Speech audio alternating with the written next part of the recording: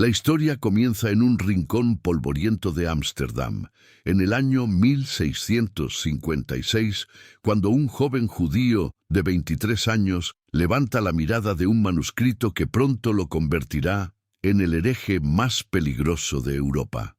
Baruch Spinoza, hijo de comerciantes portugueses refugiados en los Países Bajos, acaba de escribir algo que la humanidad no está preparada para leer, algo que hará temblar los cimientos de 2000 años de certezas construidas sobre arena.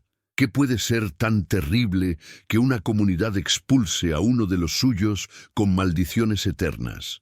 ¿Qué verdad es tan insoportable que debe ser silenciada con el hierro del ostracismo?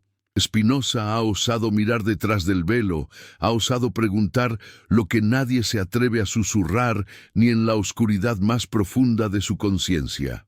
¿Y si todo lo que nos han contado sobre el origen del cristianismo no fuera más que una construcción humana, demasiado humana, forjada en el yunque del poder y el control social? ¿Y si el nacimiento virginal, esa piedra angular de la fe cristiana, no fuera más que un mito heredado de tradiciones paganas anteriores, un relato necesario para legitimar una figura que de otro modo hubiera sido solo uno más entre los muchos predicadores apocalípticos del primer siglo? El sol de diciembre apenas ilumina las calles estrechas cuando Spinoza recibe la notificación del cherem, la excomunión más severa que puede dictar la sinagoga portuguesa de Ámsterdam. Las palabras resuenan como martillazos en el silencio de la sala. Por decreto de los ángeles y sentencia de los santos, excomulgamos, expulsamos, maldecimos y execramos a Baruch Spinoza. Maldito sea de día y maldito sea de noche, maldito cuando se acueste, y maldito cuando se levante, maldito cuando salga y maldito cuando regrese. ¿Por qué tanto miedo? ¿Por qué tanta violencia simbólica contra un muchacho que solo ha hecho preguntas? ¿No es acaso la pregunta el origen de toda sabiduría, el motor que ha impulsado cada avance del conocimiento humano? Pero no, la pregunta es peligrosa cuando apunta al corazón del dogma, cuando amenaza con desmontar el andamiaje de autoridad sobre el cual se sostienen imperios espirituales que han gobernado almas durante milenios. Spinoza ha cometido el pecado imperdonable, ha aplicado la razón a la fe, ha osado leer los textos sagrados como si fueran documentos históricos escritos por hombres con intenciones políticas y no revelaciones dictadas por la voz directa de un Dios que habla desde las nubes. Y quizás, en este momento preciso, mientras tú lees estas palabras, mientras permites que estas ideas penetren en tu conciencia como agua filtrándose por las grietas de un muro antiguo, valga la pena detenerse un instante. ¿Desde qué rincón del mundo te llega esta narración? ¿Desde qué ciudad, desde qué país estás recibiendo estas preguntas que Spinoza formuló hace casi 4 siglos y que siguen sin respuesta? Escribe en los comentarios desde dónde nos lees, qué hora marca tu reloj en este instante, porque hay algo hermoso en saber que estas ideas viajan por el tiempo y el espacio, conectando conciencias separadas por océanos y continentes, pero unidas por la misma sed de verdad. Y si estas palabras resuenan en ti, si sientes que algo se mueve en tu interior cuando la certeza comienza a resquebrajarse, comparte este video con alguien cercano, con ese amigo que también se atreve a dudar, y que reciban bendiciones en sus familias, porque compartir la verdad es el acto de amor más genuino que podemos ofrecer en un mundo construido sobre mentiras piadosas. Spinoza no surge de la nada. Su pensamiento es el fruto de siglos de fermentación intelectual, el resultado inevitable de una crisis que comenzó mucho antes de que él naciera. Europa ha pasado por las guerras de religión, ha visto cómo católicos y protestantes se masacraban mutuamente en nombre del mismo Dios, ha presenciado la fragmentación de la cristiandad en 1000 pedazos irreconciliables. ¿Cómo puede ser verdadera una fe que produce tantas interpretaciones contradictorias? ¿Cómo puede ser divino un libro que cada secta lee de manera diferente, encontrando en él justificación para perseguir y quemar a quienes leen las mismas palabras y extraen conclusiones distintas? La Biblia, ese texto que se proclama palabra inmutable de Dios, ha sido traducida, retocada, editada, censurada y manipulada tantas veces que resulta imposible saber qué dijeron realmente sus autores originales, si es que alguna vez existió algo así como un original.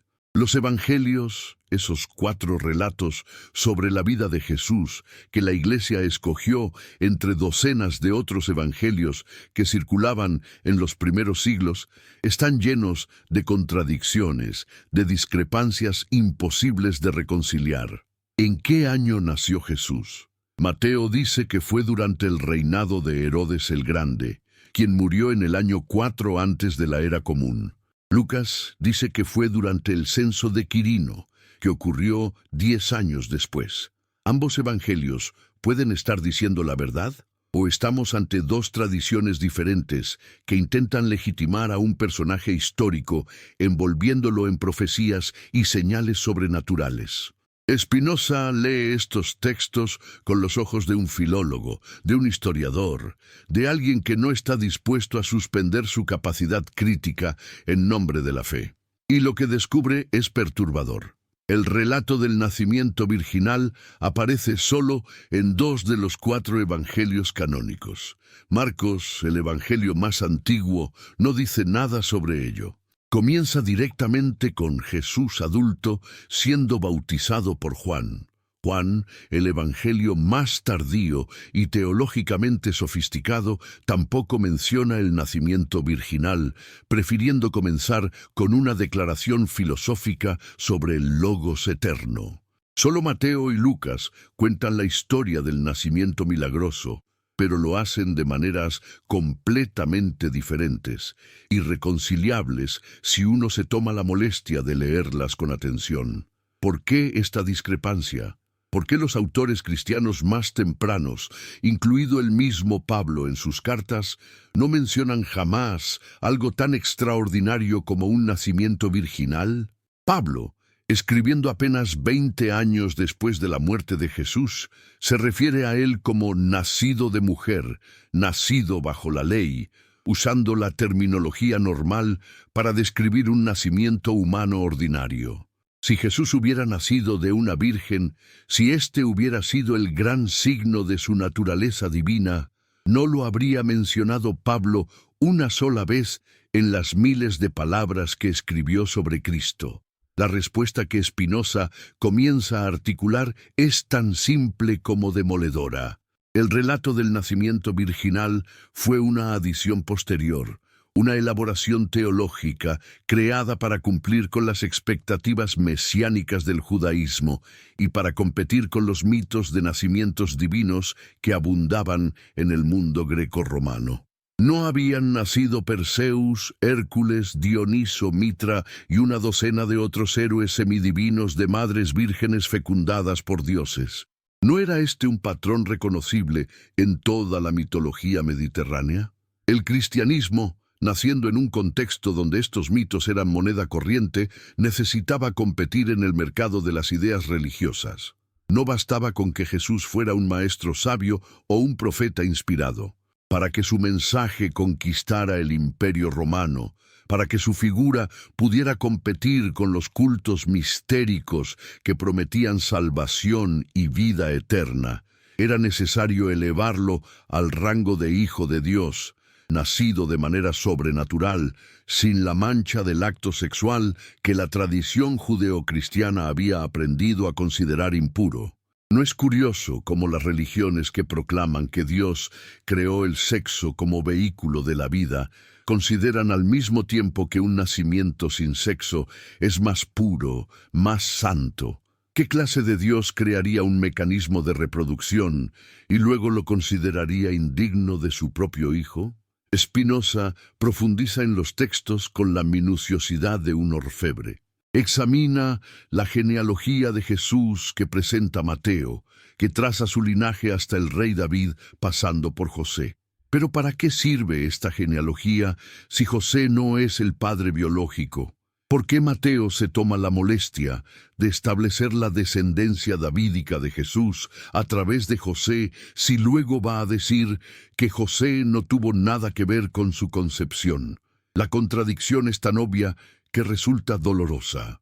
La única explicación coherente es que la genealogía pertenece a una tradición más antigua que consideraba a Jesús hijo legítimo de José y descendiente de David por línea directa, y que el relato del nacimiento virginal fue insertado posteriormente sin preocuparse por las inconsistencias que esto generaba. Lucas presenta una genealogía completamente diferente, con nombres distintos y un número diferente de generaciones. ¿Cómo pueden ambas ser verdaderas?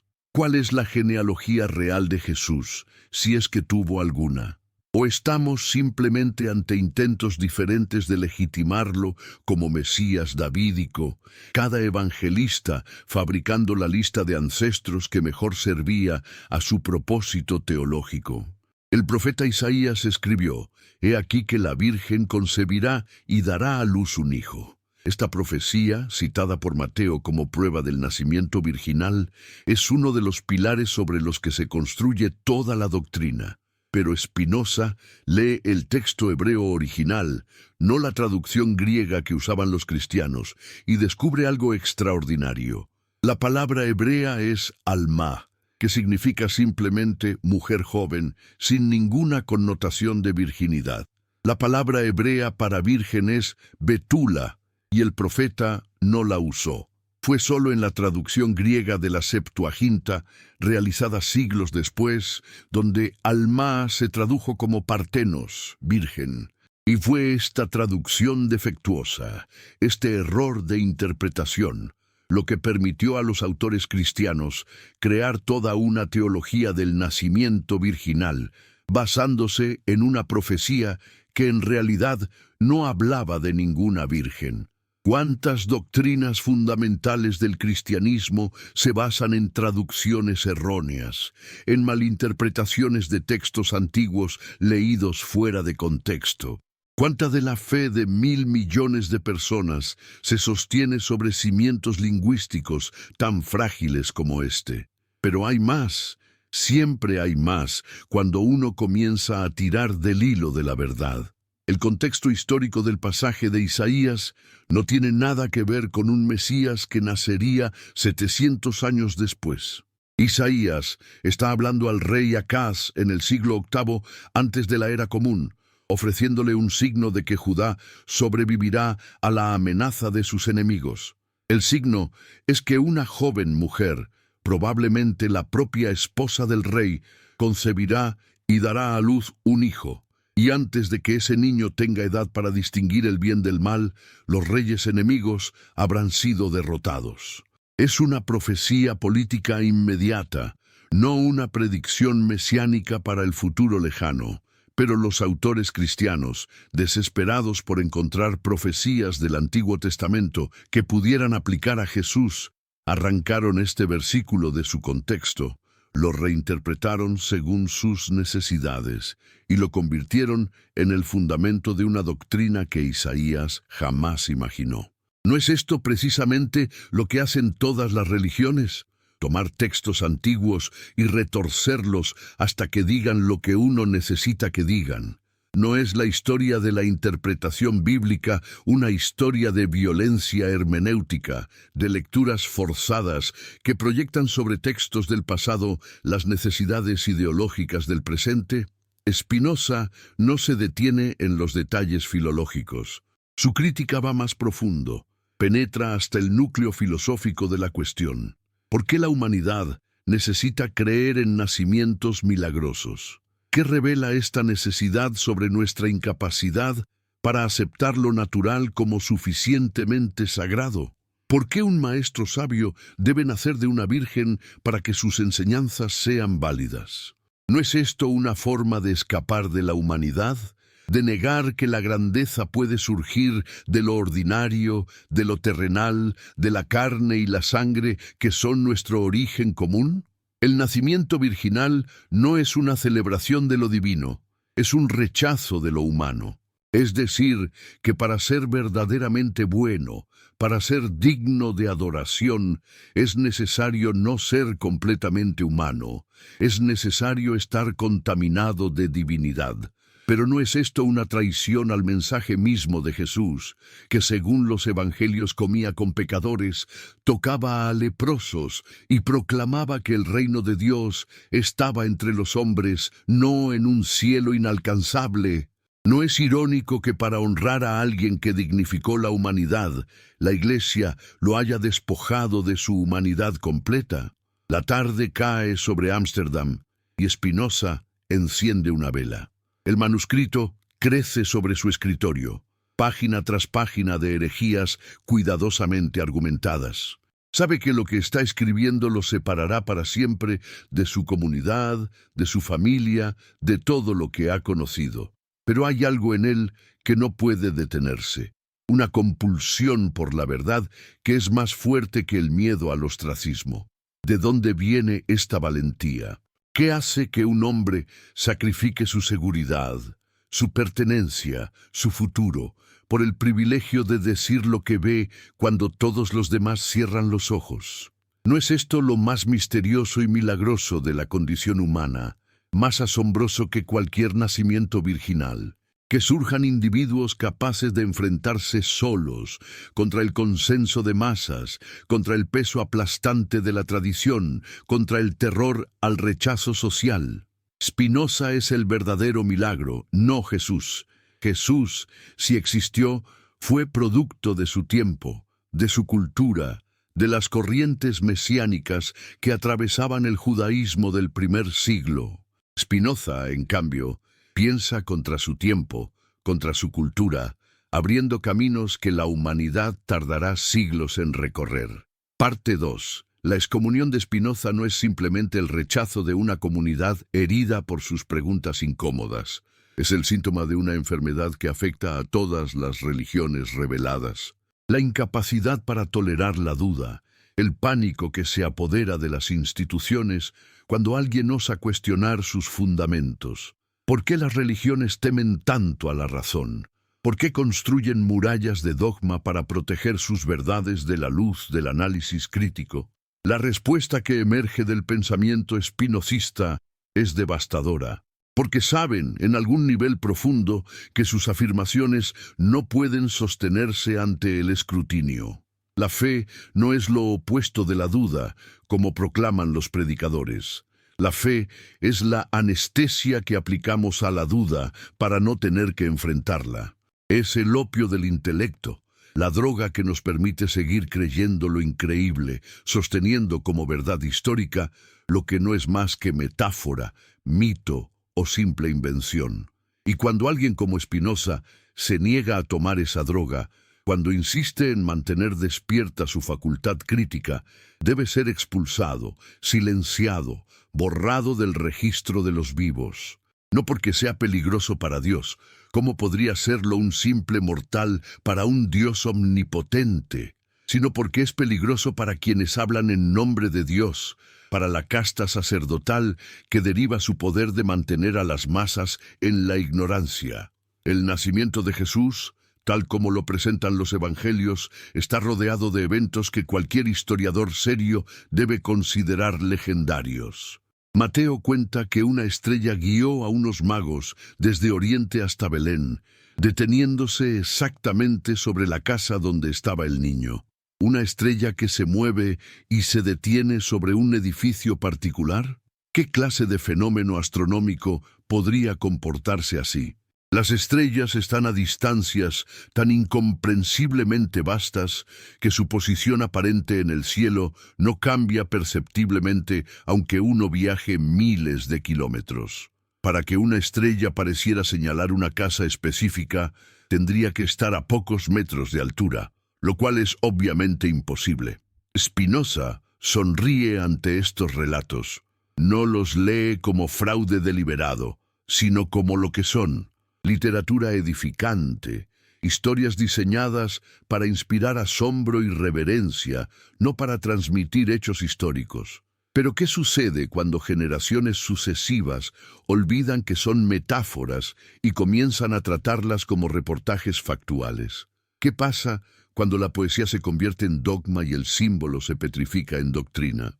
Lucas añade el censo de Quirino, que supuestamente obligó a José y María a viajar desde Nazaret hasta Belén para ser registrados. Los historiadores romanos no mencionan ningún censo que requiriera que las personas viajaran a las ciudades de sus ancestros. La práctica romana era registrar a las personas donde vivían y trabajaban, no donde habían vivido sus antepasados 1000 años atrás. El censo de Quirino está históricamente documentado, pero ocurrió en el año 6 de la Era Común, demasiado tarde si Jesús nació durante el reinado de Herodes, quien murió 10 años antes. Es posible que Lucas simplemente inventara el censo para explicar por qué Jesús, que era de Nazaret, nació en Belén. La profecía mesiánica decía que el Mesías nacería en Belén, la ciudad de David. Jesús era conocido como el Nazareno, era obviamente de Galilea. Solución: inventar una razón por la cual sus padres habrían estado en Belén justo en el momento de su nacimiento. Es ingeniosa, hay que admitirlo, pero es ficción, no historia. ¿Y cuántas doctrinas esenciales del cristianismo se basan en ficciones como esta, en elaboraciones posteriores diseñadas para hacer que la vida de Jesús se ajustara a las profecías que el Mesías supuestamente debía cumplir? La masacre de los inocentes, ese evento horrible que Mateo relata donde Herodes ordena matar a todos los niños menores de 2 años en Belén, no aparece en ninguna fuente histórica aparte del Evangelio. Herodes fue un rey brutal, eso es cierto, pero su brutalidad está bien documentada por historiadores de la época. Josefo, el historiador judío que escribió extensamente sobre Herodes y que no tenía motivos para omitir sus crímenes, no menciona nada sobre una masacre de infantes. ¿Es posible que un evento tan atroz, tan memorable, pasara completamente desapercibido para todos los historiadores de la época? ¿O es más probable que Mateo estuviera construyendo un paralelo deliberado entre Jesús y Moisés, quien según el Éxodo también sobrevivió a una masacre de infantes ordenada por un rey tiránico? El patrón es claro, los evangelistas están escribiendo Midrash, interpretación teológica que toma la forma de narración histórica. Están diciendo, Jesús es el nuevo Moisés, el nuevo liberador. Pero lo dicen creando historias que ecoan los eventos del Éxodo, no reportando hechos verificables. ¿Cuándo dejó la cristiandad de leer estos textos como lo que son, literatura teológica, y comenzó a insistir en su historicidad literal? Spinoza observa cómo la doctrina del nacimiento virginal se vuelve cada vez más elaborada con el paso de los siglos. Lo que en los evangelios es apenas una afirmación breve y casi incidental, se transforma en los escritos posteriores en toda una teología de la virginidad perpetua de María. No solo concibió sin sexo, se afirma eventualmente, sino que permaneció virgen durante el parto, lo cual, anatómicamente, no tiene ningún sentido, y siguió siendo virgen después, lo que contradice directamente las referencias evangélicas a los hermanos de Jesús.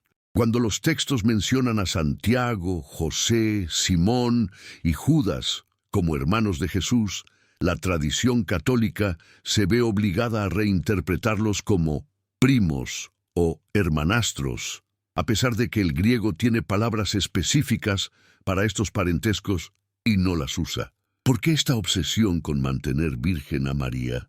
¿Qué revela sobre la patología sexual de una religión que no puede tolerar la idea de que la madre de su Salvador tuviera una vida sexual normal con su esposo? ¿No es esto una expresión de la profunda misoginia que atraviesa el cristianismo?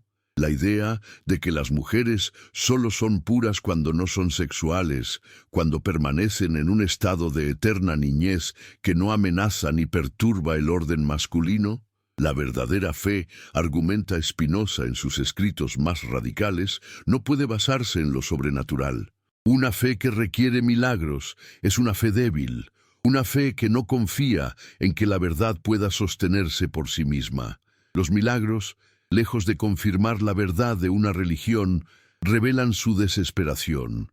Son el recurso de quienes no tienen argumentos racionales, de quienes deben apelar a lo extraordinario porque lo ordinario no es suficientemente convincente. ¿Pero qué es un milagro? ¿Una violación de las leyes naturales? ¿Y quién estableció esas leyes, sino Dios mismo, según la teología cristiana? Entonces Dios crea leyes naturales perfectas y luego las viola cuando le conviene. ¿Qué clase de Dios es tan inconsistente, tan caprichoso? ¿No es más coherente pensar que las leyes naturales son la expresión de la esencia divina, que Dios y naturaleza son uno, y que lo que llamamos milagros son simplemente eventos naturales que no comprendemos o que han sido malinterpretados por observadores ignorantes o reporteros con una agenda teológica? Spinoza desarrolla lo que más tarde se conocerá como crítica histórica de la Biblia. Lee los textos sagrados como documentos humanos, productos de culturas específicas, escritos con propósitos políticos y teológicos concretos. Y lo que encuentra es que casi nada de lo que se presenta como historia es confiable como tal. Los evangelios no fueron escritos por testigos oculares, a pesar de llevar nombres de apóstoles. Fueron escritos décadas después de los eventos que narran en griego por autores educados que probablemente nunca conocieron a Jesús.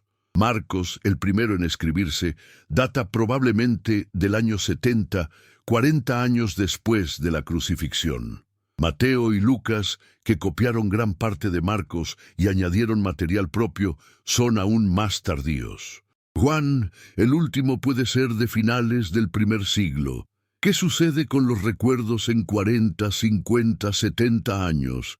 Se transforman, se embellecen, se contaminan con las necesidades del presente. Y cuando esos recuerdos pasan por comunidades de creyentes que están construyendo una identidad religiosa, que están enfrentando persecución y que necesitan héroes dignos de culto, la transformación es aún más dramática. El Jesús histórico, si es que podemos recuperar algo de él, era probablemente un predicador apocalíptico judío que creía que el fin del mundo era inminente.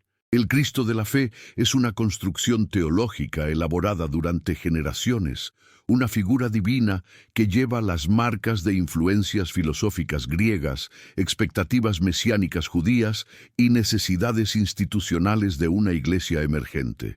Pero ¿por qué importa si Jesús nació de una virgen o no? ¿Por qué Spinoza dedica tanto esfuerzo a desmontar este dogma particular? Porque no es solo un dogma entre muchos. Es el dogma que establece el patrón de toda la teología cristiana. La idea de que lo sobrenatural es superior a lo natural, de que Dios interviene en la historia violando sus propias leyes, de que la fe requiere creer lo imposible. Si cae el nacimiento virginal, si se admite que es un mito, entonces toda la estructura se tambalea. ¿Qué más es mito? ¿La resurrección? ¿Los milagros? ¿Las apariciones? Si comenzamos a leer los evangelios como literatura religiosa en lugar de reportajes históricos, ¿qué queda del cristianismo tradicional? ¿No será que lo que queda es más valioso, más profundo, más universalmente relevante que los dogmas que caen? Las enseñanzas éticas de Jesús, su compasión por los marginados, su crítica del fariseísmo y la hipocresía religiosa, su visión de un Dios que es amor antes que juez, todo esto permanece incluso si desmitologizamos su nacimiento. ¿No es irónico que la Iglesia prefiera aferrarse a los milagros imposibles y sacrificar la relevancia ética del mensaje? Spinoza camina por las calles de Ámsterdam como un fantasma. Ha sido excomulgado, ha perdido su nombre, ahora se llama Benedictus en lugar de Baruch, traduciendo su nombre hebreo al latín. Ha sido repudiado por los suyos, pero hay una serenidad en él que desconcierta a quienes lo observan. No es la serenidad del fanático que cree poseer la verdad absoluta. Es la serenidad de quien ha dejado de necesitar certezas absolutas, de quien ha aprendido a vivir con la duda, con la incertidumbre, con la apertura permanente a revisar sus conclusiones si aparecen nuevas evidencias. ¿No es esta la verdadera madurez intelectual? ¿No es esto lo que distingue a un pensador libre de un creyente dogmático? El creyente tiene todas las respuestas y no admite preguntas. El pensador libre tiene todas las preguntas y desconfía de las respuestas fáciles. ¿En qué categoría preferirías estar tú, que ahora lees estas palabras, que permites que estas ideas te inquieten, te perturben, te obliguen a examinar lo que siempre has dado por sentado? Parte 3. La obra madura de Spinoza, el Tratado Teológico Político, se publica de manera anónima en 1670. Es un libro peligroso, quizás el libro más peligroso del siglo XVII. Argumenta que la Biblia no es palabra de Dios, sino obra de hombres, que Moisés no escribió el Pentateuco, que los profetas no eran adivinos del futuro, sino predicadores morales de su propio tiempo, que los milagros son imposibles, que la religión organizada es enemiga de la libertad y que el Estado debe ser secular, separado completamente de la autoridad religiosa. Cada una de estas afirmaciones es una bomba lanzada contra siglos de ortodoxia, y en el centro de todo, implícito en cada argumento, está la convicción de que el nacimiento virginal de Jesús es parte de la misma estructura mítica que debe ser desmantelada si la humanidad quiere alcanzar la madurez intelectual. ¿Puede una civilización crecer mientras siga aferrada a cuentos de hadas? ¿Puede haber progreso moral genuino mientras las masas sigan esperando salvación de intervenciones sobrenaturales en lugar de construirla mediante esfuerzo humano? ¿No es la creencia en milagros una forma de evasión de la responsabilidad, una manera de transferir a Dios lo que corresponde hacer al hombre?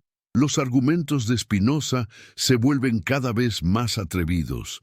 No solo desmonta el nacimiento virginal por sus inconsistencias históricas y sus paralelos mitológicos. Va más allá y pregunta: ¿qué clase de Dios necesitaría engendrar un hijo mediante un embarazo virginal? ¿No es esto una concepción antropomórfica y primitiva de la divinidad? Si Dios es verdaderamente infinito, eterno, inmutable, como afirma la teología clásica, entonces no puede hacer cosas en el tiempo, no puede decidir en un momento particular, intervenir en la historia, no puede cambiar de opinión sobre cómo relacionarse con la humanidad. Todo esto implica temporalidad, cambio, limitación. El Dios de la teología tradicional es demasiado pequeño, demasiado humano. Es un rey celestial que emite decretos, se enfada, se arrepiente, castiga y premia. Es Júpiter con otro nombre. El verdadero Dios, argumenta Spinoza, es la sustancia infinita de la cual todo lo que existe es una modificación. Dios es naturaleza, natura naturans, la fuerza creativa que se expresa en cada partícula, en cada ley natural, en cada proceso del cosmos. No hay milagros porque Dios no necesita violar sus propias leyes. Todo lo que sucede es expresión de la esencia divina desplegándose según necesidad eterna. ¿No es esta una visión infinitamente más sublime, más coherente, más digna de adoración que la del Dios caprichoso que embaraza vírgenes y nace en establos? Pero Spinoza entiende por qué la humanidad se resiste a abandonar los mitos. Los mitos proporcionan consuelo, dan sentido a la existencia, prometen que hay un plan, que alguien está a cargo, que el sufrimiento tiene propósito. Abandonar el mito es enfrentarse al vacío, a la posibilidad aterradora de que no haya significado intrínseco en el universo, de que somos accidentes cósmicos en un planeta insignificante, orbitando una estrella mediocre en una galaxia entre billones. ¿Quién querría vivir con esa verdad? ¿Quién tiene el coraje de mirar al abismo sin parpadear? La religión ofrece una alternativa más cómoda. Eres especial, eres creado a imagen de Dios, hay vida eterna esperándote, tus seres queridos muertos te esperan en el cielo. Todo lo que tienes que hacer es creer, suspender tu juicio crítico, aceptar lo imposible como verdad revelada. Es un trato tentador. Y Spinoza lo rechaza. ¿Por qué? Porque la verdad, incluso si es desoladora, es preferible a vivir en una ilusión consoladora. Porque la dignidad humana radica en enfrentarse a la realidad tal como es, no como nos gustaría que fuera. Porque solo cuando aceptamos nuestra mortalidad, nuestra finitud, nuestra soledad cósmica, podemos comenzar a construir significado auténtico basado en la compasión, la solidaridad, el amor a la sabiduría. El año avanza. Estamos al final de 2025 y el mundo sigue girando alrededor de las mismas preguntas que atormentaban a Spinoza hace 350 años. Millones de personas celebrarán la Navidad en pocas semanas, conmemorando el nacimiento de Jesús sin preguntarse jamás si el evento que celebran tiene algún fundamento histórico. Las iglesias estarán llenas, los villancicos resonarán, los belenes representarán la escena idílica del establo con el niño en el pesebre, los magos y los pastores adorando. Es hermoso, nadie puede negarlo. Hay algo conmovedor en la imagen de la vulnerabilidad divina encarnada en un bebé, pero la belleza de una historia no la hace verdadera. Y celebrar una mentira, por hermosa que sea, es traicionar nuestra capacidad para la verdad. ¿No te preguntaste nunca, mientras cantabas los villancicos o montabas el Belén, si realmente creerías en el nacimiento virginal si te lo contaran fuera del contexto religioso? Si alguien te dijera hoy que una mujer de tu ciudad quedó embarazada sin contacto sexual, que un ángel se le apareció y le explicó que el bebé es hijo de Dios, ¿lo creerías? ¿O exigirías pruebas? ¿Buscarías explicaciones naturales? ¿Sospecharías de fraude o ilusión? ¿Por qué aceptamos en los textos antiguos lo que rechazaríamos instantáneamente en el presente? Spinoza muere joven, a los 44 años, probablemente de tuberculosis, agravada por el polvo de vidrio que inhalaba mientras trabajaba puliendo lentes para ganarse la vida. Ha rechazado múltiples ofrecimientos de posiciones académicas que habrían comprometido su libertad intelectual.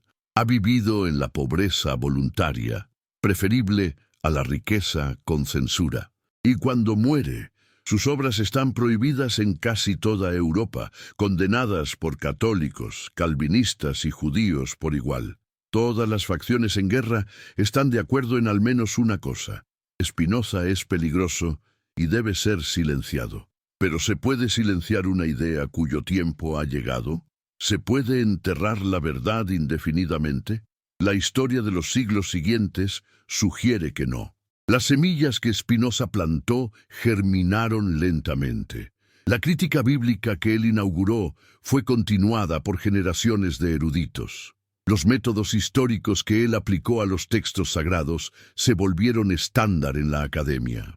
Hoy, ningún estudioso serio de la Biblia en una universidad respetable defiende la autoría mosaica del Pentateuco o la historicidad literal de los relatos evangélicos de la infancia. Spinoza ganó el argumento, pero su victoria permanece confinada a las torres de marfil, mientras las masas siguen creyendo lo que les enseñaron en la infancia. ¿Qué significaría realmente abandonar la creencia en el nacimiento virginal? ¿Qué perdería la cristiandad? Perdería la idea de que Jesús era divino en un sentido ontológico, diferente del resto de los humanos por su origen sobrenatural. Pero, ¿qué ganaría? Ganaría la posibilidad de ver a Jesús como uno de nosotros, completamente humano, lo cual hace su enseñanza y su ejemplo infinitamente más relevantes. Si Jesús era Dios disfrazado de humano, su bondad, su compasión, su resistencia al mal no son realmente admirables, porque tenía una ventaja injusta. Era como Superman pretendiendo ser humilde mientras esconde sus superpoderes. Pero si Jesús era genuinamente humano, nacido de la manera ordinaria, sin poderes especiales más allá de los que cualquiera podría cultivar, entonces su vida se convierte en un desafío radical. Esto es lo que un humano puede llegar a ser. Esto es el potencial que llevamos todos. ¿No es esta una visión más inspiradora, más esperanzadora, más útil que la de un semidios inimitable? El cristianismo perdería su exclusividad, su afirmación de ser la única religión fundada por un Dios encarnado, pero ganaría universalidad, la capacidad de dialogar con otras tradiciones espirituales en términos de igualdad, reconociendo que todas las religiones son intentos humanos de tocar lo trascendente, no revelaciones privilegiadas de una divinidad celosa. La Iglesia, por supuesto, no puede permitir esto. Su autoridad depende de la afirmación de que posee verdad revelada, inaccesible a la razón humana, transmitida desde lo alto mediante cadenas de autoridad institucional. Dios a Jesús, Jesús a los apóstoles a los obispos al Papa. Si se quiebra un solo eslabón de esta cadena, todo se desmorona. Si Jesús no es literalmente Hijo de Dios, nacido de manera sobrenatural, entonces no tiene autoridad única para establecer una iglesia. Y si la iglesia no es establecida por Dios, entonces es solo otra institución humana, falible, sujeta a crítica, sin derecho a exigir obediencia ciega. ¿Por qué la iglesia combate tan ferozmente la crítica histórica de la Biblia?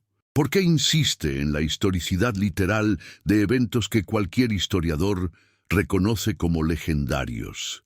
No por amor a la verdad, sino por necesidad institucional de supervivencia. La verdad es enemiga de las instituciones que se basan en mentiras, y la Iglesia lo sabe, siempre lo ha sabido.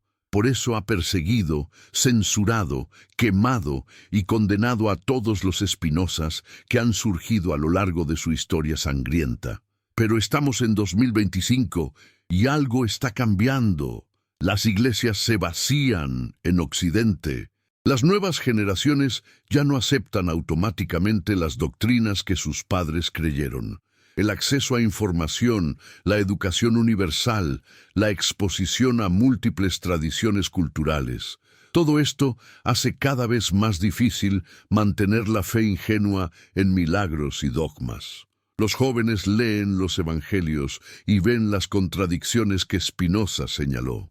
Estudian historia y descubren que el cristianismo no surgió como se les enseñó, sino que evolucionó lentamente de una secta judía marginal a una religión del imperio mediante un proceso caótico de debates teológicos, concilios políticos y compromisos doctrinales. Aprenden ciencias y entienden que las leyes naturales no tienen excepciones, que los embarazos virgina les no ocurren en mamíferos. Y empiezan a preguntar, ¿por qué debería creer esto? ¿Cuál es la evidencia? ¿No es suficiente apreciar el mensaje ético sin tener que aceptar las afirmaciones sobrenaturales? La respuesta de la Iglesia es cada vez más débil. Debes tener fe, no puedes comprenderlo con la razón, es un misterio. Pero estas respuestas ya no satisfacen. La era de Spinoza finalmente ha llegado. Su victoria, postergada por siglos, está comenzando a manifestarse. ¿Y tú? ¿Dónde estás parado en este momento crucial de la historia humana? ¿Del lado de la fe ciega o del pensamiento crítico? ¿Del lado del dogma confortable o de la verdad incómoda? No es una elección fácil. Spinoza lo sabía. Pagó el precio de su honestidad intelectual con el ostracismo y la pobreza. Pero vivió con integridad, murió en paz y sus ideas atravesaron los siglos para llegar hasta ti hoy. Mientras lees esto, desde cualquier ciudad del mundo en la que te encuentres, a cualquier hora que marca tu reloj, eres parte de una conversación que comenzó en ese cuarto en Ámsterdam en 1656 y que continúa ahora, en este instante preciso. Escríbelo en los comentarios. ¿Desde qué país nos lees? ¿Desde qué ciudad?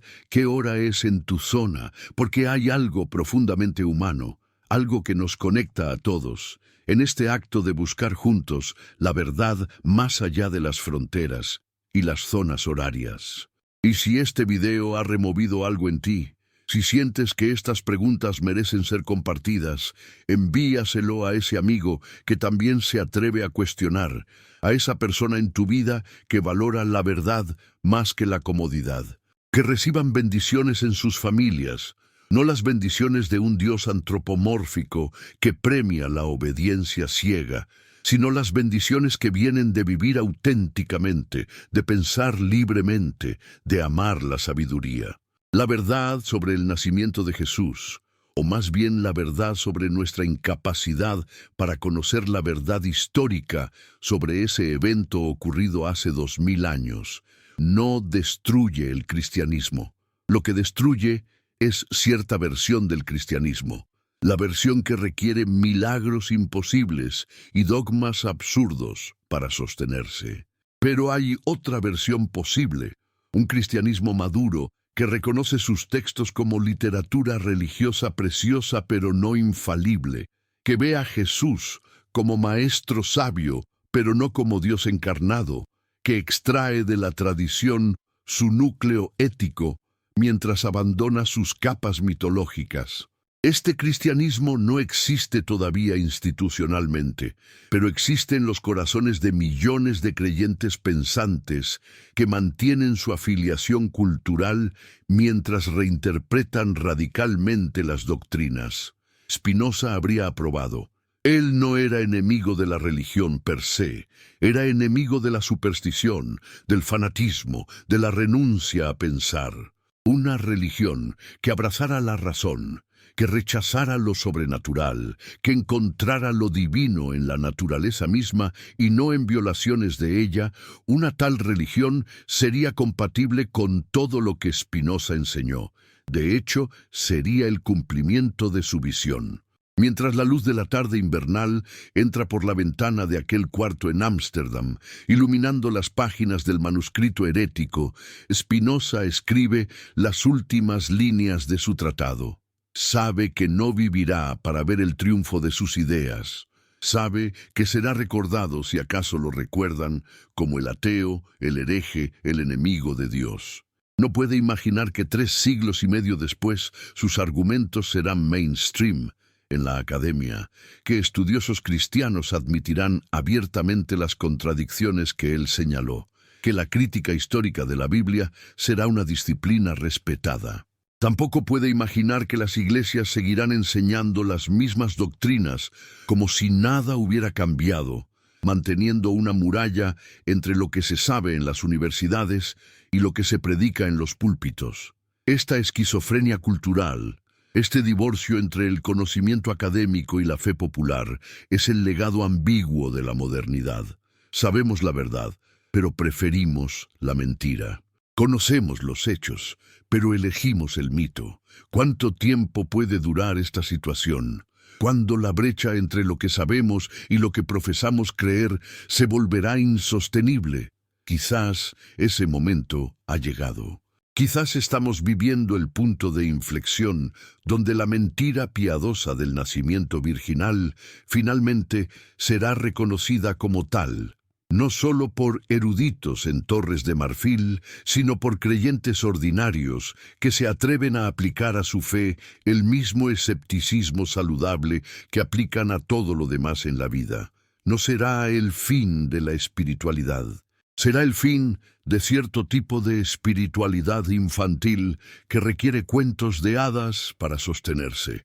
y el comienzo de una espiritualidad adulta que encuentra lo sagrado en la realidad tal como es, que no necesita milagros porque reconoce que la existencia misma es el verdadero milagro, que el hecho de que haya algo en lugar de nada, de que el universo sea comprensible, de que la conciencia haya emergido de la materia, todo esto es infinitamente más asombroso que cualquier virgen embarazada por un fantasma santo.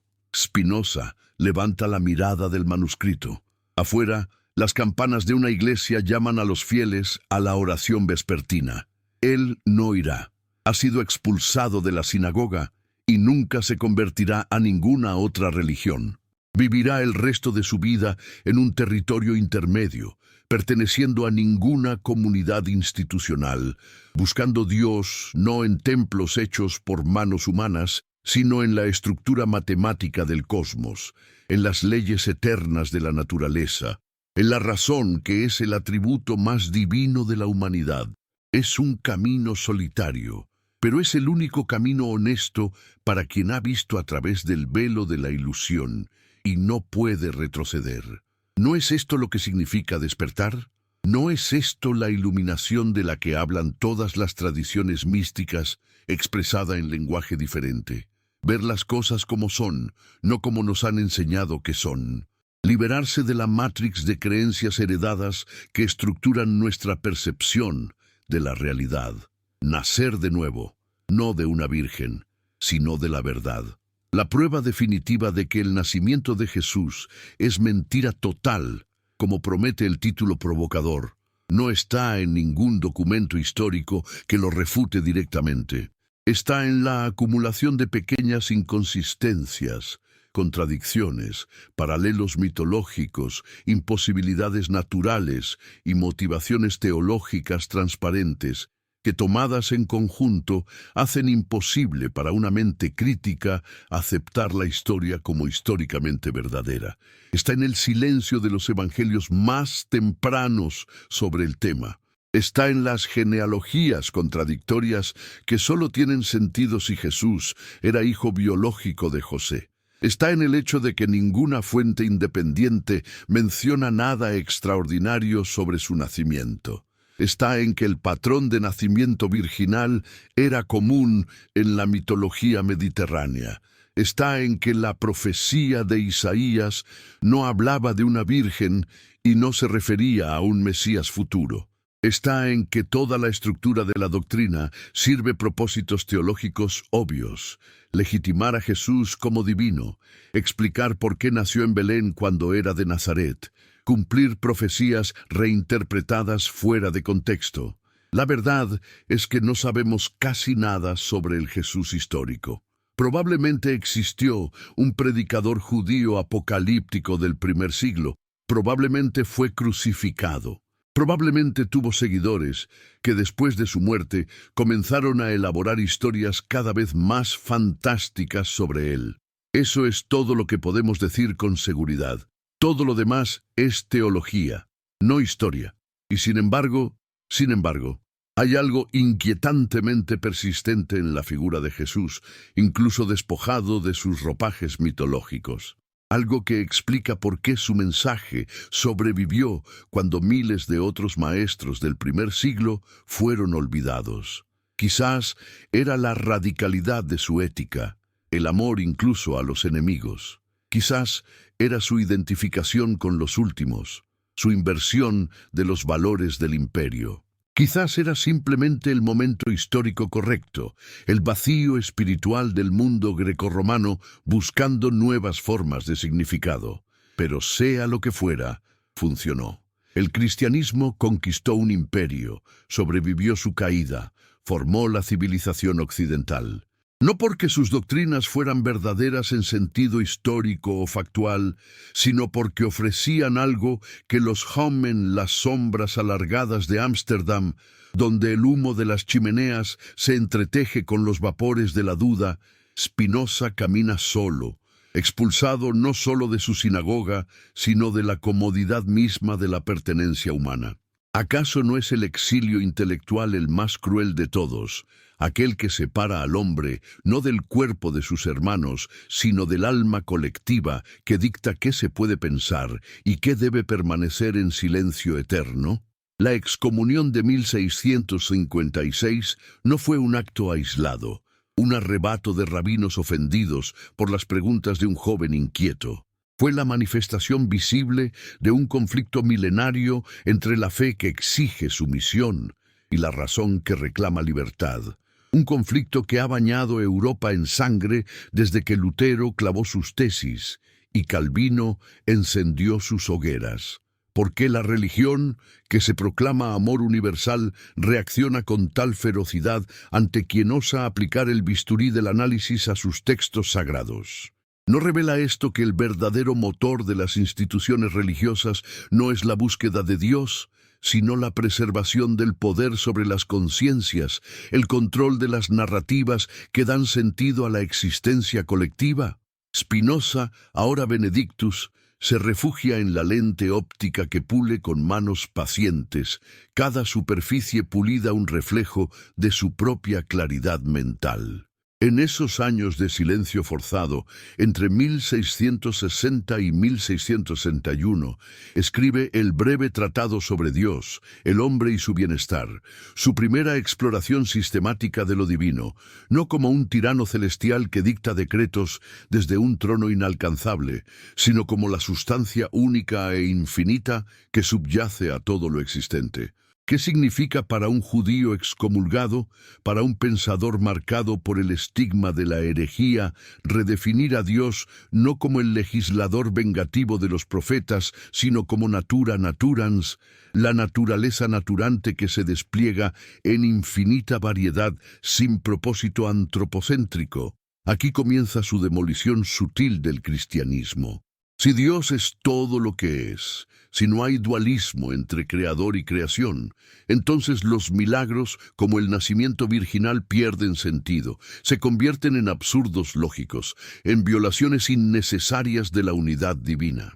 ¿Por qué un Dios, que es la causa inmanente de todas las cosas, necesitaría fecundar a una mujer mediante un espíritu descendido como paloma, si cada concepción, cada latido, cada respiración es ya expresión perfecta de su esencia eterna?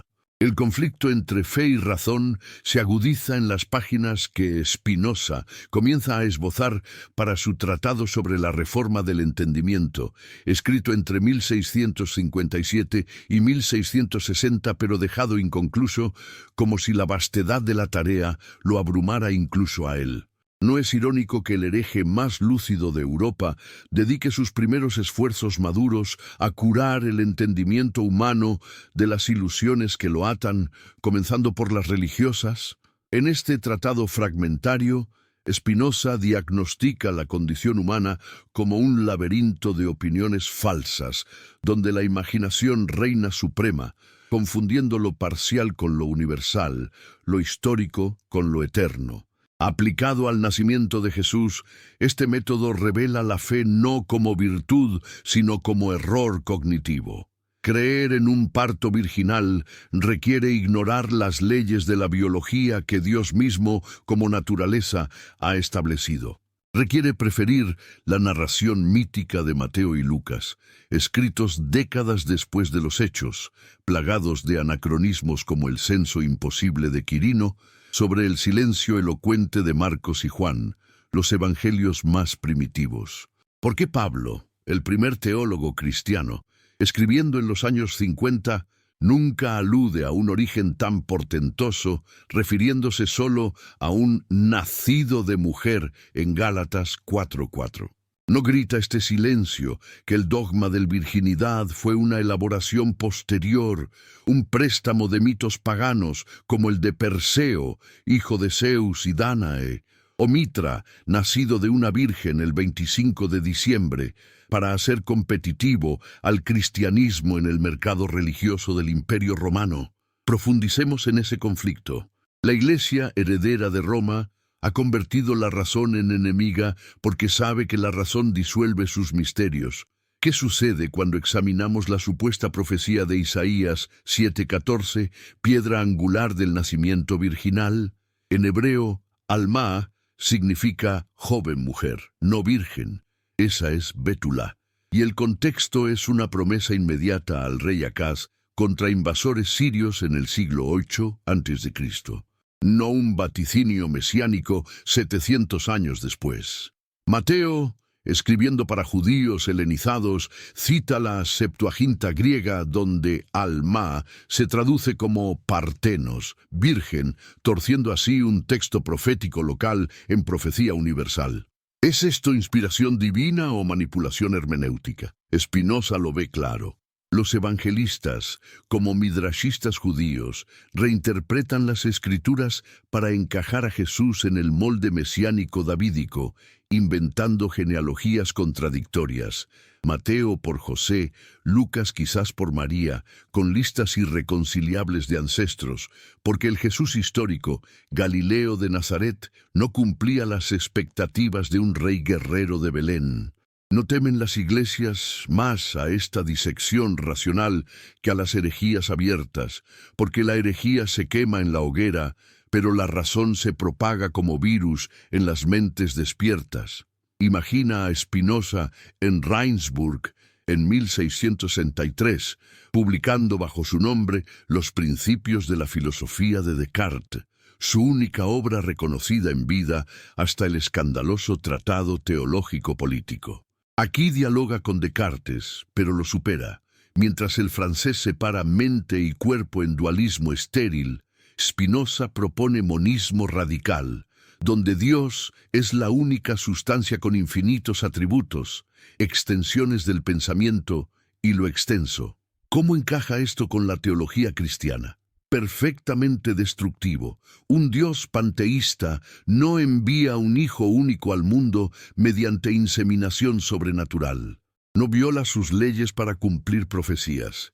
El nacimiento virginal, visto desde esta óptica, es antropomorfismo primitivo, proyectando pasiones humanas, celos divinos, amor paternal, sobre la sustancia infinita. ¿Por qué la humanidad insiste en un Dios que actúa como rey humano, decretando censos ficticios para que un Mesías nazareno nazca en Belén, o estrellas que desafían la astronomía para guiar magos paganos?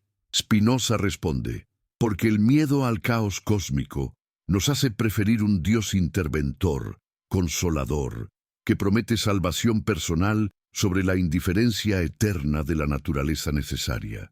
La herejía de Spinoza no es ateísmo vulgar, sino lucidez teológica. Él ama a Dios más que los ortodoxos, pero en su totalidad natural, no en la caricatura bíblica.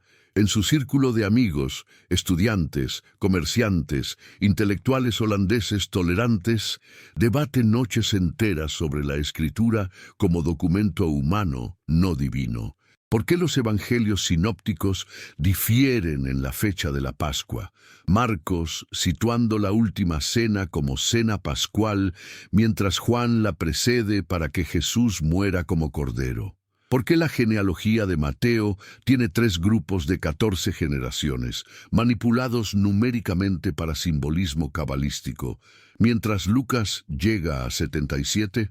Estas no son reliquias de testigos oculares, sino composiciones teológicas del 70-100 d.C., cuando el cristianismo, separado del judaísmo tras la destrucción del templo, necesita forjar una biografía divina para su fundador.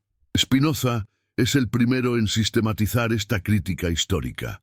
Los textos sagrados deben leerse como productos culturales, con autores, audiencias y agendas específicas. No colapsa el dogma cuando se revela que el silencio paulino sobre el virginidad y la ausencia en fuentes extrabíblicas como Flavio Josefo o Tácito apunta a una tradición oral legendaria, hinchada por la piedad popular. Pero el clímax de su confrontación llega con el Tratado Teológico Político de 1670, publicado anónimo para evitar la hoguera que ya ardía en su reputación. Aquí Spinoza desmantela la profecía como adivinanza futura. Los profetas eran imaginativos morales, no clarividentes, y los milagros como violaciones naturales imposibles en un universo determinista. El nacimiento virginal cae como castillo de naipes. Si los milagros son interpretaciones erróneas de eventos naturales, ¿qué queda de María concebiendo por Espíritu Santo? Nada más que mito helenístico, eco de Isis, pariendo a Horus o Atenea saliendo de la cabeza de Zeus. ¿Por qué la Iglesia Católica en Nicea y Calcedonia dogmatizó esto en 325 y 451 d.C., cuando los gnósticos y arrianos competían por la ortodoxia? Para unificar el imperio bajo una cristología imperial, haciendo de Jesús no solo hombre, sino Theos Kyrios, Señor divino, contra emperadores paganos. Spinoza expone el cálculo político. Constantino no convocó concilios por teología pura, sino por estabilidad estatal. No es el miedo eclesiástico a esta revelación que la fe es construcción humana, moldeada por poder más que por revelación, lo que hace de Spinoza el hereje lúcido, el hombre que nombra el emperador desnudo. En este vórtice de razón contra dogma, Spinoza emerge no como destructor, sino como liberador. ¿Por qué tememos que la fe quiebre ante la razón cuando quizás la verdadera fe nazca de escombros, purificada de supersticiones? La Iglesia persigue herejías externas, albigenses, cátaros, hugonotes, pero tiembla ante dudas internas porque la duda es contagiosa, democrática, accesible a todo lector de la Biblia con ojos abiertos. Spinoza, puliendo lentes en La Haya, ve claro. El conflicto no es fe versus razón, sino superstición versus filosofía. La primera esclaviza con promesas de paraíso condicional. La segunda libera, mediante amor intelectual, a Dios naturaleza. ¿No sientes, lector, en este flujo de preguntas que te asaltan, el pulso mismo de esa lucha eterna? Mientras avanzamos hacia el fin de 2025, con sus sombras de crisis globales, ¿no ves ecos espinosistas en el éxodo de fieles de iglesias vacías, en escándalos que revelan hipocresía clerical? Escribe en los comentarios desde qué país y ciudad nos sigues, qué hora marca tu reloj ahora, porque estas ideas trascienden usos horarios, unen a buscadores dispersos en un coro invisible de duda fecunda. Comparte este video con un amigo cercano. Que bendiciones fluyan a su familia, no las de dogmas rotos, sino las de mentes despiertas. El tratado provoca tormentas. Calvinistas lo llaman libro de los demonios. Jesuitas lo condenan, judíos lo ignoran por vergüenza. Pero Spinoza persiste, esbozando la ética desde 1661, demostrada more geométrico como Euclides, con definiciones, axiomas, proposiciones. En su parte hino, de Deus, prueba que Dios es sustancia única, causa sui, sin opuestos ni milagros. ¿Cómo sobrevive el virginidad aquí? No sobrevive.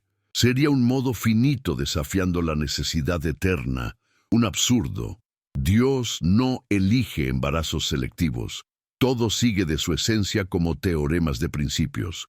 La mente humana, en parte segundo, es idea del cuerpo, no alma inmortal separada. Jesús, pues, no podría ser logos encarnado preexistente, sino hombre finito cuya sabiduría ética perdura como modelo racional. ¿Por qué la teología insiste en su divinidad única, negando que Buda o Confucio alcanzaran idéntica virtud humana? Por exclusivismo salvífico, motor del proselitismo y las cruzadas. La servidumbre humana, parte cuarto, nace de pasiones desordenadas. Miedo al infierno, codicia de cielo, obediencia ciega a clérigos. La libertad intelectual, parte quinto, disuelve esto mediante scientia intuitiva, intuición de la unidad divina. Spinoza, hereje para ortodoxos, es santo racional. Vive rechaza cátedras por independencia, ama la verdad sobre la fama. ¿No es su vida el clímax del conflicto, demostración viviente de que razón vence fe supersticiosa? En 1675 rechaza Heidelberg para no jurar ortodoxia. Muere en 1677, Ética póstuma incendiando Ilustración. ¿Por qué su victoria intelectual choca con persistencia dogmática? Porque instituciones temen obsolescencia. Admitir mito en virginidad desmantela misas navideñas, indulgencias, jerarquías. Pero el clímax filosófico late aquí, verdad no se entierra. Spinoza planta semillas que brotan en Reimarus, Strauss, Renan, Bullmann. Hoy, exégesis admite evangelios como midrash legendario. Biología refuta partos virginales. Historia data Mateo Lucas post 80 d.C. ¿Por qué iglesias resisten? Miedo a vacío existencial. Sin milagros, ¿qué consuela muerte? Spinoza responde: amor dei intellectualis, gozo eterno en comprender necesidad natural. Fe madura abraza esto. Jesús como arquetipo ético, no de andros híbrido. No comienza verdadera espiritualidad cuando certezas quiebran, dogmas colapsan ante razón, la narración fluye sin pausas, como río espinosista hacia océano divino. Spinoza, en su lecho de muerte, susurra paz, ha visto velo rasgado, nacimiento virginal como mito necesario para infantes espirituales, pero estorbo para adultos. Tú, lector, estás listo para madurar. El 2025 cierra con esta provocación. ¿Creerás mentiras piadosas o abrazarás verdad desnuda? Escribe abajo, país, ciudad, hora.